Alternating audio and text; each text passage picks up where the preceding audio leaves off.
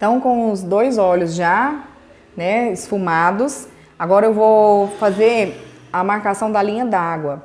Eu utilizo sombra, eu não tenho utilizado mais lápis de olho, porque o lápis ele vai borrando, né, ao longo do dia. Então eu utilizo sombra, que além de dar essa profundidade mais bonita, a gente ainda consegue aplicar ela, fazer um degradê, fazer uma transição com a cor com a parte de baixo, né, a sombra de baixo que a gente utilizou, e vai ficar um aspecto mais bonito.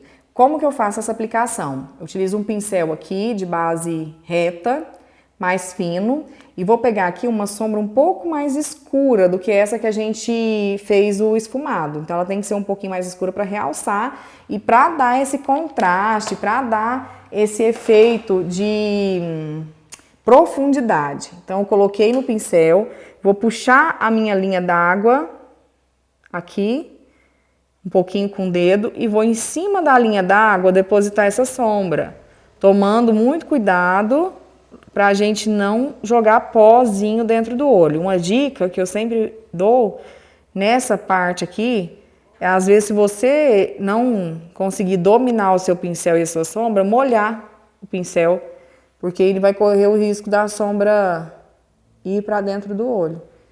Olha, depositei. Olha como que esse olho está mais dramático do que esse, mais profundo. Então agora eu vou esfumar, pegar aquele mesmo pincelzinho, que é o pincel que eu esfumei embaixo, e vou dar uma esfumada só para uma cor entrar na outra e ficar mais bonito visualmente.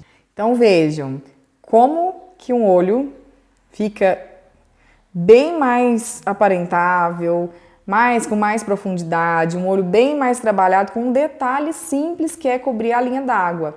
Não fica feio também, né, gente? Assim, se a pessoa optar por não usar um lápis ou uma sombra no olho, eu gosto também dessa maquiagem, mas eu prefiro esse drama, que dá esse olhar aqui um pouco mais desenhado. Então, do mesmo jeito eu vou fazer aqui, nesse olho esquerdo, com um pincel sujinho de sombra mais escura, vou fazer minha linha d'água.